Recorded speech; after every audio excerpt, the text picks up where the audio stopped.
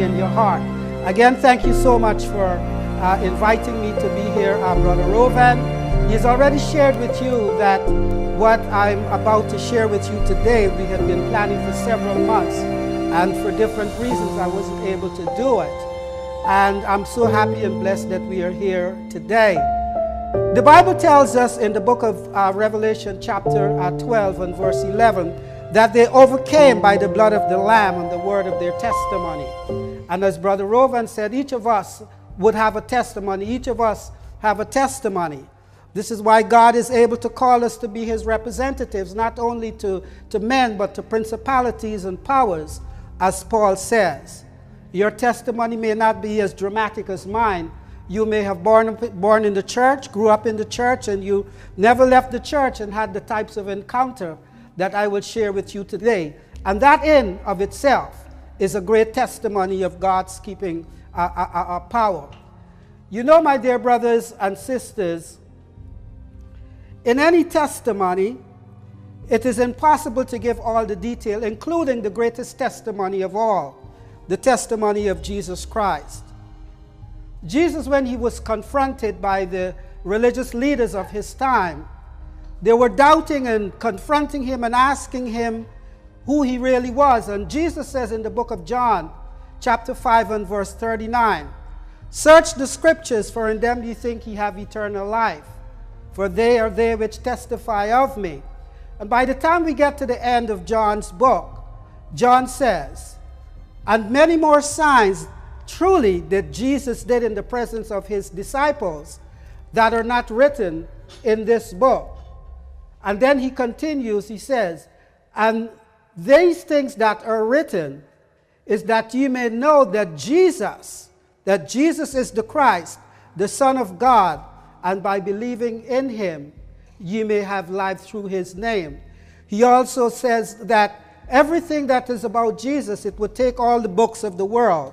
I guess if he was living in the computer age, he would say all the hard drives of the world could not hold the story of Jesus. And you and I, brothers and sisters, each of us have a chapter in that story. And I want to share mine today with you. As I said earlier, it's impossible to give you all the details. So what I'm going to do today is to just share some highlights, some high and low points in my life, in my walk with Christ, which I called moments of destiny. Moments of destiny. If I should give this presentation a name, as Brother Rovan says, it would simply be From Crack to Christ, a testimony of God's amazing grace. What you're looking at is one of those testimonies, brothers and sisters. I was not born in this country. I was born in one of the poorest countries and grew up in one of the poorest neighborhoods in the world. You know, that's what happened to Jesus. You know, Nazareth was perhaps the poorest community in that part of the Bible land, and that's where he came from. So I'm in good company. I didn't grow up in a church family. Back in those days, it was more my dad and his friends. They would get together and they would drink and smoke and talk, dirty talk, whatever it was. But my parents did the best they can to try to raise us to do that which is right. I remember that I was the only one from my family, the first one, as a matter of fact, that was able to get through high school back there in Guyana. By the time I got out of high school, I was about 17 years old, and I immediately, shortly thereafter, got a job with the local government. At that point in time, seemed like it was everyone's desire to come to the United States. All the young men that I know, my friends and everybody else, they wanted to come to America because, of course, America is the land of the free and the home of the brave. It still is. With all its problems, brothers and sisters, it's still a great place to be. I began to work with the civil service, and that urge came upon me also to come to the United States. And in those days, it was relatively easy to come to the United States. And so I went through the process and I was able to come. I do remember, because coming to the United States, it was a big deal. It was a big deal, you know. You would have what they call a farewell party the night before. A lot of drinking and getting drunk and all of that, all your friends and family, because, hey, someone is going to the United States. So it was a real big deal. I remember the next day after my farewell, as we went to the airport, I don't know, there must have been 3 or 4 cars, which is a big deal, of friends and family.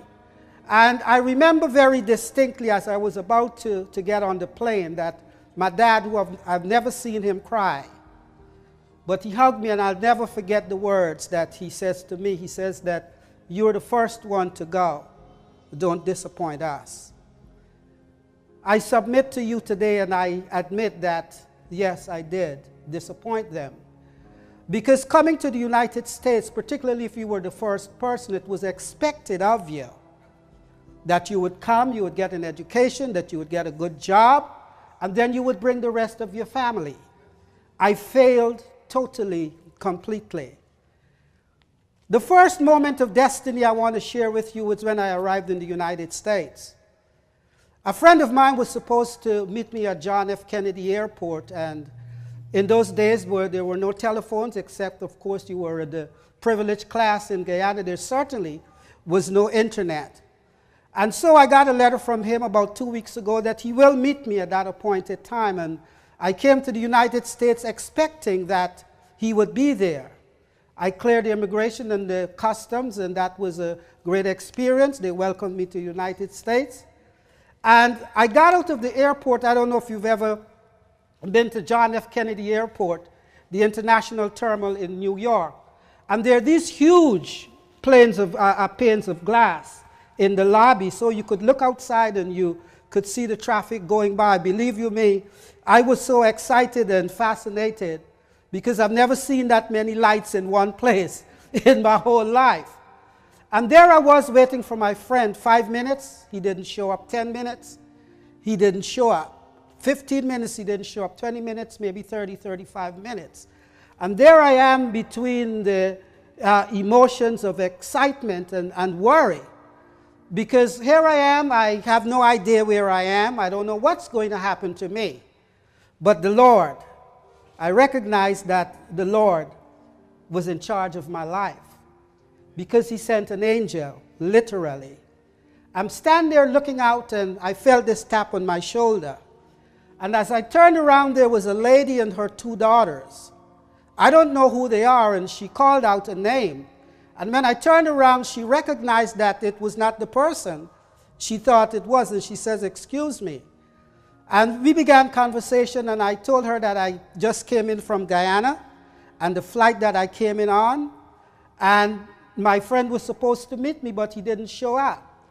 And so she says, "Wow, my son was supposed to be on that flight, and he looks just like you."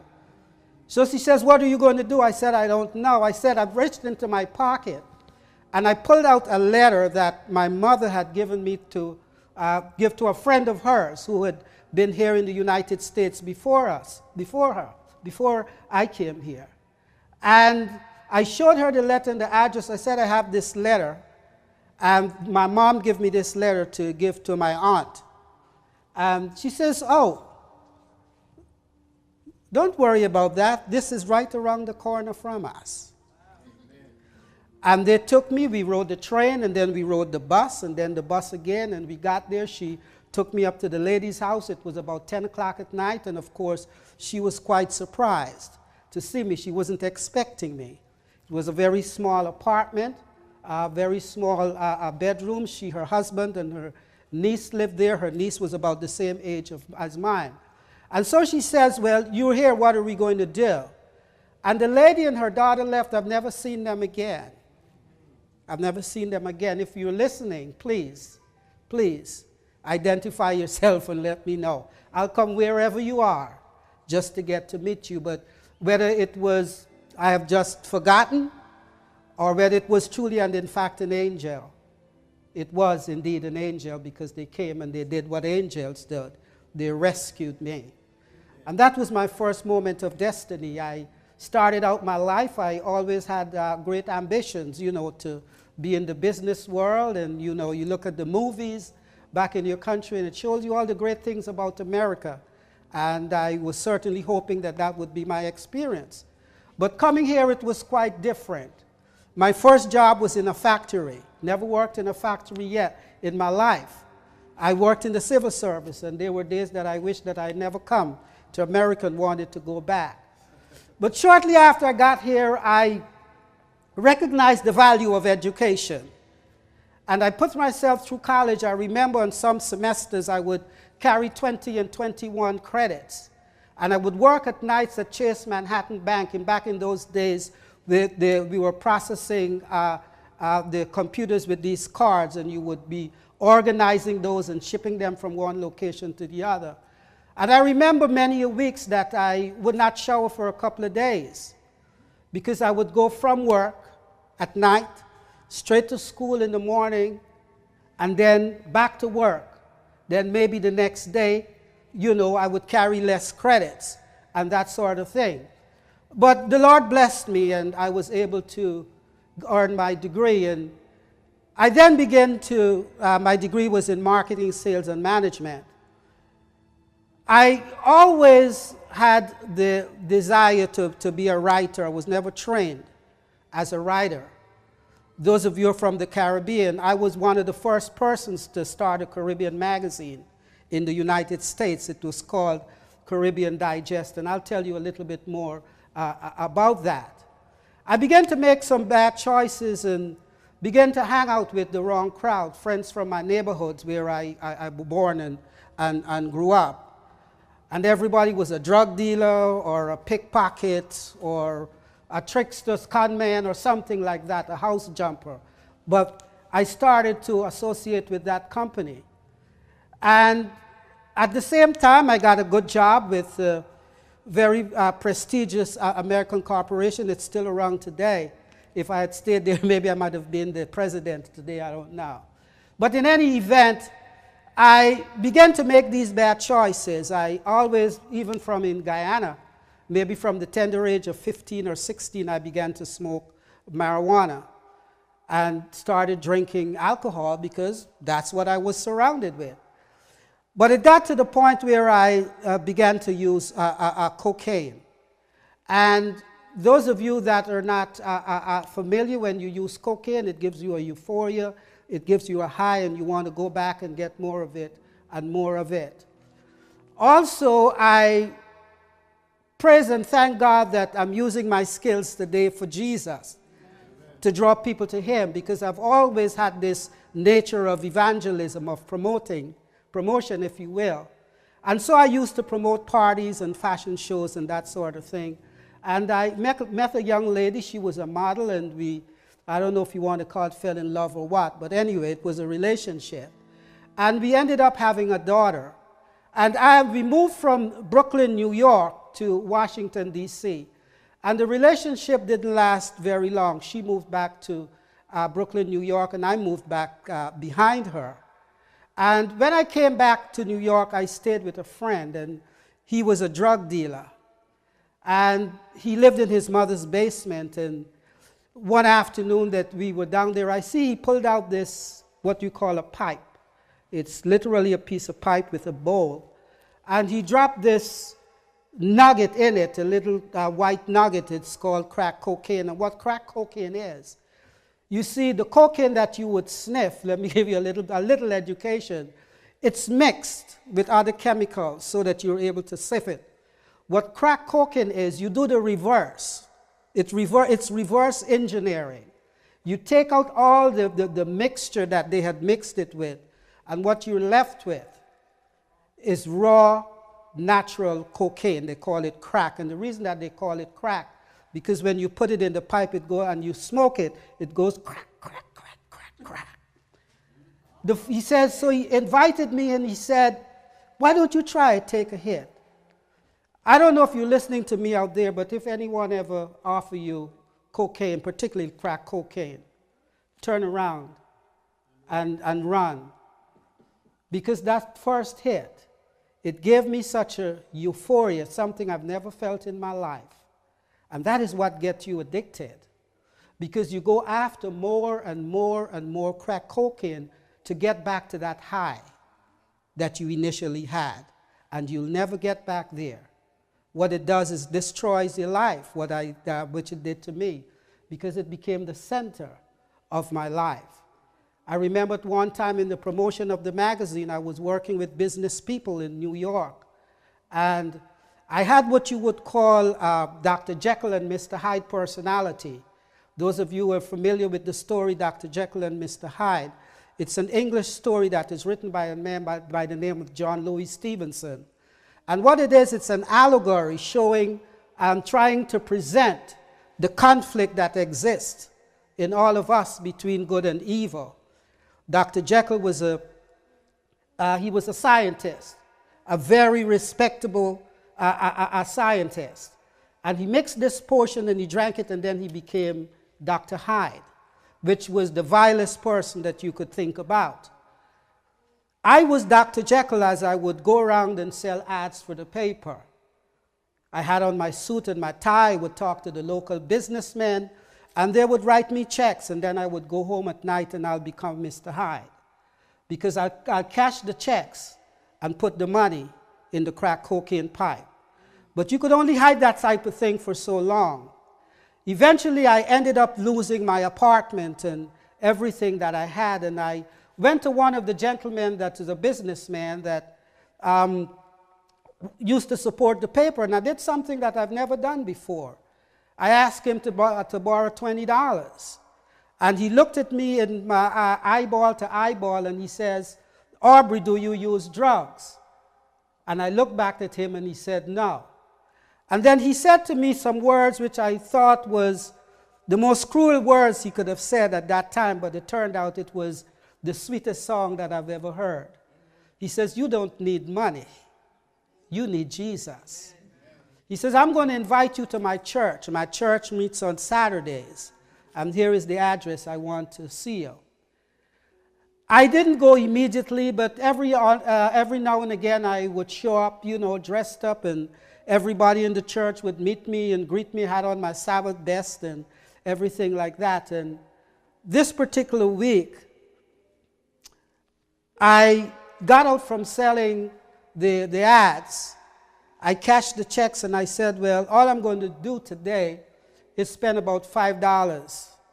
I went out the house, and of course, the stock and trade of the devil is deception.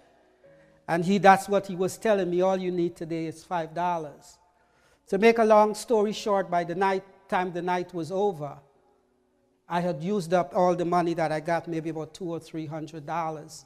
Didn't even take time to take my clothes out of the cleaners. Had some friends, they all left. And I remember laying on that couch. I was sweating profusely. You could hear my heart beating from where you are. I didn't know God the way I know him now, but I cried out and said, "Save my life." And the Lord responded to me. This is about maybe 5 or 6 o'clock in the morning. He said, "You must go to church. You must go to church." I didn't even have enough money to get on the bus. Didn't take my clothes out of the cleaners, the few pieces that I had. So I reached out, I picked up my jeans and a sweater, and I started to walk. Those of you that are familiar with Brooklyn, this church is located on Eastern Parkway, which is the main thoroughfare in Nostrand Avenue. They're not a Seventh-day Adventist church, but the pastor was a man by the name of Dr. F.E. Roy Jeffries. He used to be a Seventh-day Adventist, but he had some problems with the church or whatever, and he separated from the church. Very dynamic speaker. And so I began to walk from where I lived on Crook Avenue in Flatbush to Eastern Parkway in Nostrand. It must have been about maybe 5 or 6 miles, I don't know. But I started to walk, and I'm walking, and each step that I'm taking, I'm just saying in my heart, "Lord, please give me the strength." And I'm walking, I'm perspiring, sweating profusely, and my eyeballs are large and open and wide. And I got to the church. And when I got to the church, there was a big surprise. Everybody that greeted me previously when I was Dr. Jekyll now saw me as Mr. Hyde. And there I am, and people would turn away from me and what have you. But the Lord kept talking to my heart, and what I'm saying now is in retrospect, because I didn't know that was happening at the time. And I walked into the church, and I walked up to the first or the second pew. And that particular day, I'll never forget it. Dr. Jeffries, he was a very animated and dynamic speaker, and he had on the platform a full-size mirror. And his message that day was God's relationship to man and how valuable we are in the eyes of God. And as he kept preaching, I don't remember any scripture text or anything like that, but I do remember the theme of what he was talking about. And he was talking to me because he was telling me that regardless of the situation that you're in, that you have value in the sight of God. And he kept looking at me on and off. When he finished the sermon, he got down from the platform and he came directly over to me and gave me a handshake that I would never forget. And all he said to me was, "How are you?" I said, "I'm doing fine." He said that God loves you. Of course, by the time the service was over, I just slipped out of the church, didn't stop to talk with anyone, including my friend that invited me, and I started my journey back home. Wasn't able to fall asleep until maybe late at night. So, I'm going through all this trauma, and I'm thinking to myself, am I going to make it? What is going to happen to my daughter particularly? She was about maybe 10 or 11 years old at that time. And I, in my crack cocaine habit, I would sometimes get the power and the strength not to use it on certain weekends because I would go and get her and bring her to spend time with me. And we would have a wonderful time together, take her to McDonald's. Yes, I did eat some McDonald's. And just have a good time. We go to the park there in Brooklyn. We would ride on the boats, and we would just have a wonderful time together. This one particular weekend, I went and picked her up and brought her to the house. And I was living in a small studio apartment.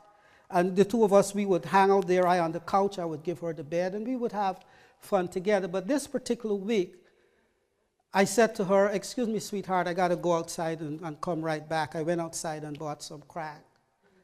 And then I went to the bathroom and I started to smoke. And as I came out of the bathroom, there was my baby with her backpack on her back and her hands to the doorknob with tears in her eyes. And I said, "What happened, baby?" She said, I'm leaving. I said, "Why?" She says, "Daddy, you have to stop doing this. Because if you don't, you're going to die. And I'm going to be without a daddy." It touched me, but I never stopped. I stopped for that night because I put my arms around her and embraced her, told her that I'm sorry and I love her. And she came back and we spent the rest of the weekend having a very good time. It got to the point whereby, you see, when you're on crack cocaine or any other drug, it's the only thing that matters to your life. So when you see someone that is on drugs doing certain things to get those drugs, you must understand that that is the only thing that is important, that is of importance to them. Not food, not medicine, not family, not mother, not father, nothing else is important. I was there. I decided that I'm going to run away from myself at one point. And so I just left my apartment. I didn't know any rent. I just left.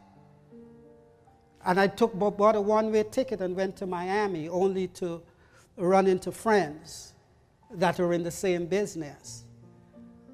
It just so happens that I ended up actually selling drugs in one of the drug houses, because he says if you have to stay here, well, then you got to do something. Know that I have a one-way ticket, no money. I ended up selling drugs. I'm not going to go through the details to give the devil any credit to let you know how I was able to get out of there, except to say that I was able to make enough money after a while to get out, continuing with the magazine. I haven't given up the magazine yet. Owe a lot of people because I've been spending the money that they gave me. And so at that time, I decided that I'm going to go through and try to complete the magazine. And there was a company in Miami called the Beacon Council that advertised that they would offer loans to small business people that are trying to create businesses. And of course, I put on my Dr. Jekyll outfit and I went up there, and I was sitting in the lobby. And sitting in the lobby across from me was a gentleman that we introduced ourselves. His name is Robert. I told Robert why I'm there. I'm trying to get funding and so on, would like to talk about that. And Robert told me, he says, wow. He says, I work for a publisher. That's the person that puts together magazines or books. He says, I work for a publisher. And they're from the Caribbean. They're from Grenada. I says, really?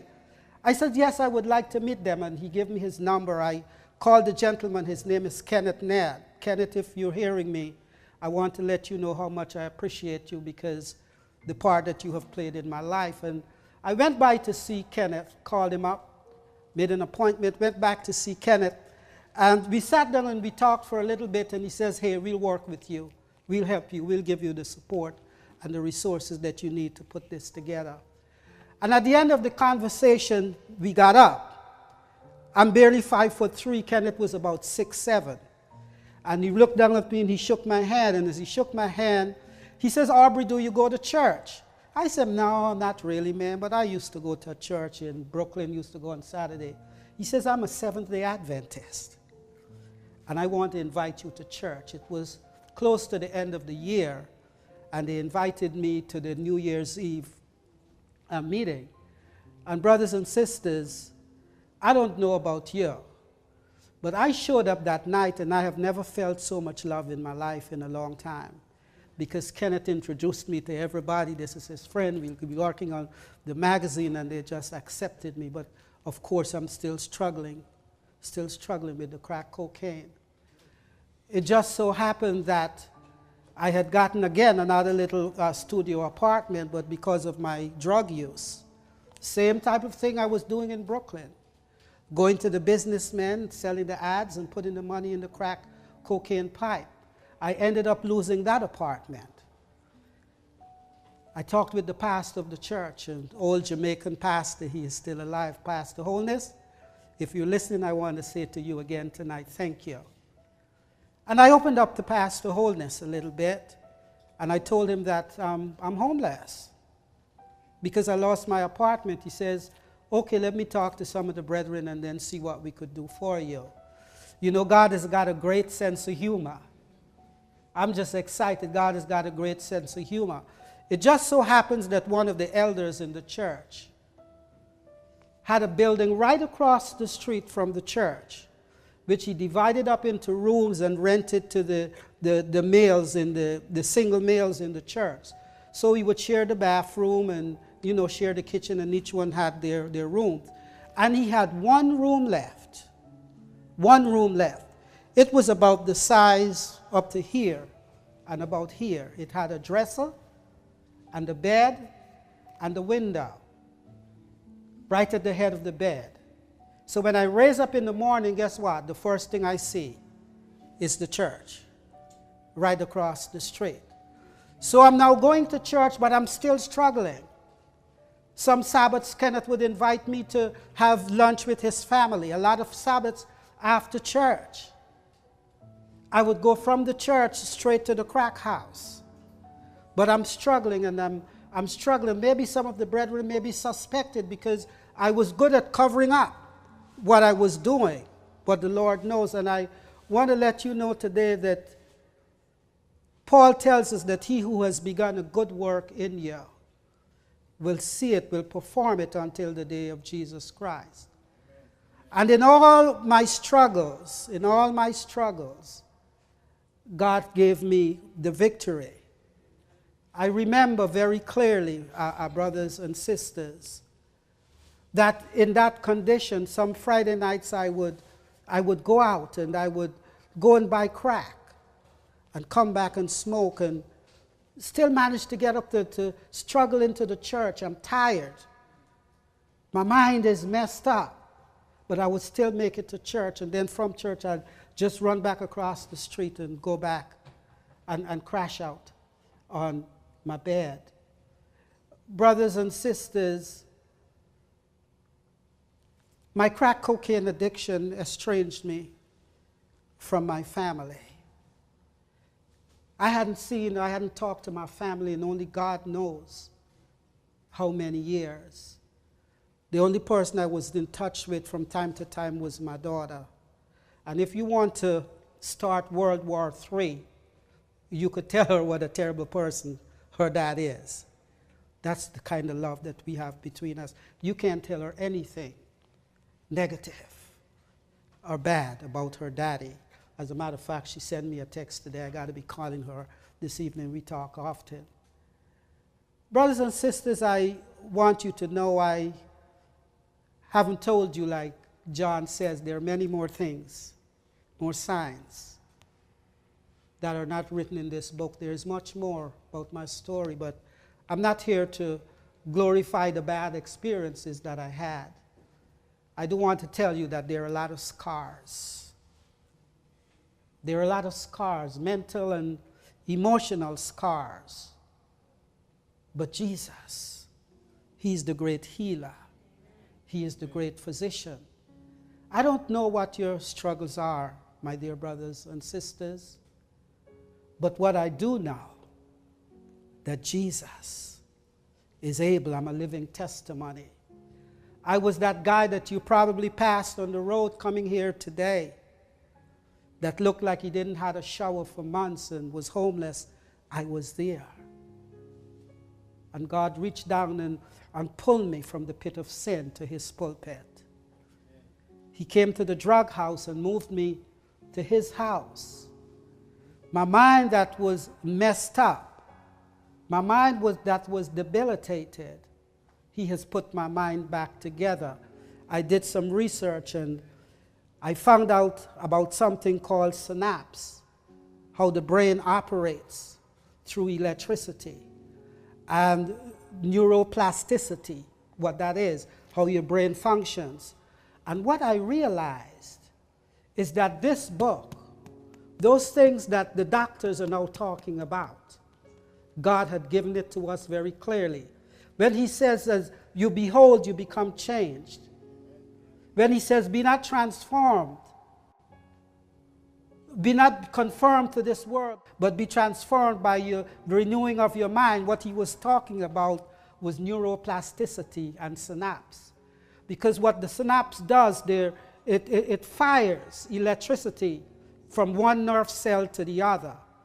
The neuroplasticity is, as those synapses are firing, it's making a path in your brain. I live out in the country and I walk around my house and it creates a path. If I stop walking for a few days, then the grass begins to grow back. If I go walk on a different path, then it creates a path. And that's what is really and truly is neuroplasticity.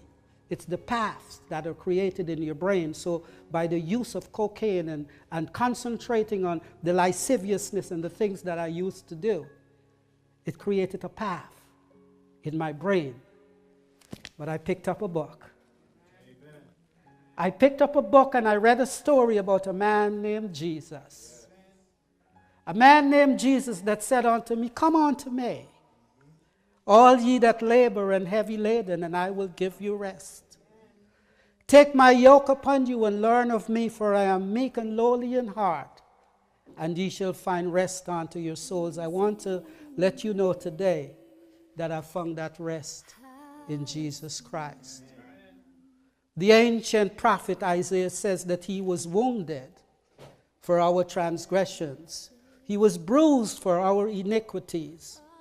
The chastisement of our sins are upon Him, and by His stripes we are healed. I want to let you know today that I'm a walking testimony of those stripes, what Jesus could do in a life. If you had seen me 20 years ago, you wouldn't pay a dime for me. But Pastor Jeffries let me know that I have value in the sight of God.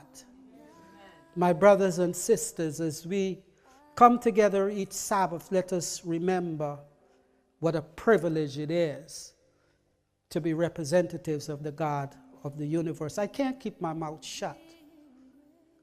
Each day that I go out, I ask the Lord, who could I show your love to today? I carry around food in my car. And people that I meet that are in need, I share it with them. Of course, I carry around tracts. I work in a school system.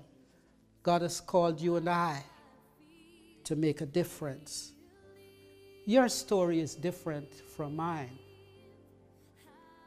But nevertheless, God wants us, because of what he has done in our lives, to be a witness to him, to the universe. I pray that as I share today, that some heart is touched, some life would be transformed, but most of all, that Jesus Christ would be lifted up. Wherever you are, I want you to know that he has a fountain that flows with illimitable love. His grace is so amazing that the universe can't contain his grace. His mercy is bottomless. What's troubling you today? What's troubling you today? I want you to know that Jesus is able.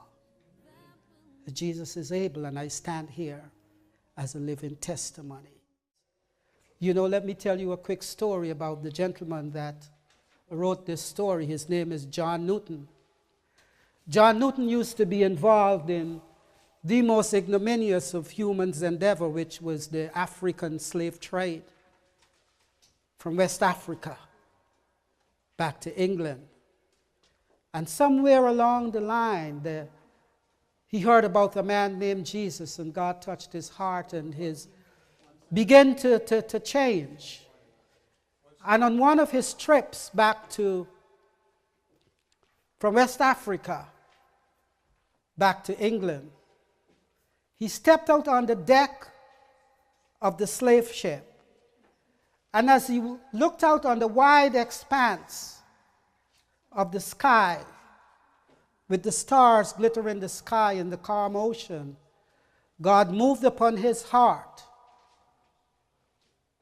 One person suggested that as he heard the groans of those that were in the belly of the slave ship, that he began to write those words, "Amazing grace, how sweet a sound that saved a wretch like me." Amazing grace.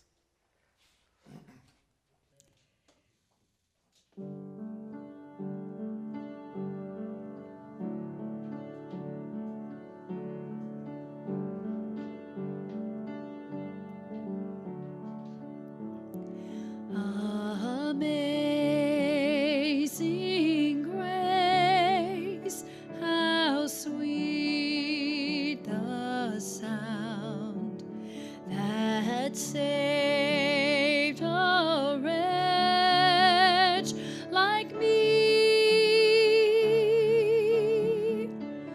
I was lost, but now am found, was blind, but now I see. 'Twas grace that taught my heart to fear, and grace my fears relieved. How precious did that grace appear the hour I first believed. Through many dangers, toils,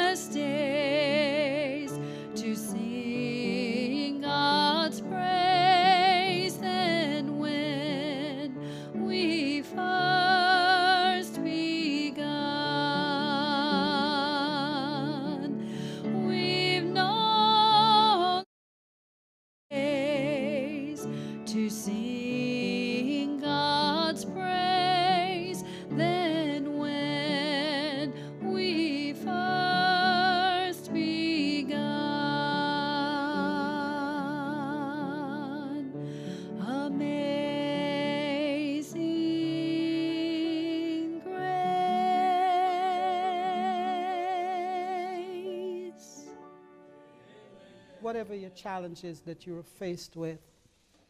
He wants to calm the storms in your life. What he has done for me, he will do for you. Amen. Because he's no respecter of persons.